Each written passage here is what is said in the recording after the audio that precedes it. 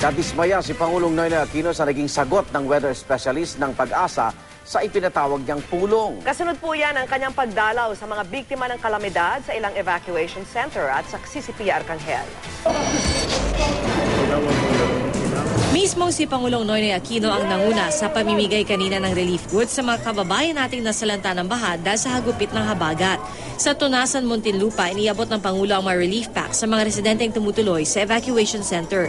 Kasama niya ang kanyang kapatid na si Chris Aquino at ilang miyembro ng gabinete. Tatlong iba pang evacuation center ang nakatakda pa sanang bisitahin ng Pangulo. Pero nang iakyat muli sa Red Alert ang warning na Pag-asa sa Metro Manila ngayong hapon, nagpa siya ang Pangulo na magpatawag na lang ng pulong sa NDRRMC. Pero nadismaya siya nang hindi matiyak ng weather specialist na si Meriton Guzman ang kanyang mga sagot. Compared to Ondoy, anong difference? We gotten more rain, less rain than Ondoy? Kung cumulative na around 3 to 4 days, mga ganon. Hindi natin, siguro mas marami ito kung sakaling. Pero yung kay Ondoy kasi, within 6 hours yata, masyadong malaki yung... Kayo yung scientist, pwede wag natin hulaan. Baka pwede niyong i-determine.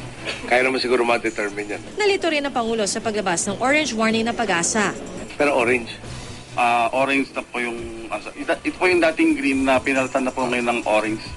Aminado naman si Guzman na kinabahan siya sa pulong. Last minute din daw kasi, inabisuhan siya na pinalitan na ng orange ang dapat sanay green warning sa kanilang alert system bilang paghahanda sa buhos ng ulan na nasa 15 hanggang 30 millimeters kada oras. Of course naman, Presidente yung kausap natin. Maliban sa ulat ng Pag-asa, kontento naman daw ang Pangulo sa naging tugon ng iba't ibang ahensya. Ang DPWH, mayroon daw tinatawag na malamig na asfalto na pwedeng gamitin sa pagkumpuni ng mga daan kahit maulan pa rin ang panahon. Ang DOH inilipat sa government hospital ang ilang pasyente ng binahang private hospital tulad ng De Los Santos Medical Center.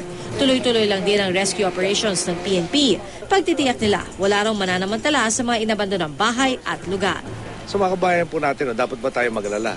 Kung magkakaproblema ko kayo, handang-handa ang gobyerno, natulungan kayo, ilikas kayo, at pag nilikas kayo, hindi bahala na kayo sa buhay nyo. Ako, si PR Arcangel, ang inyong saksi.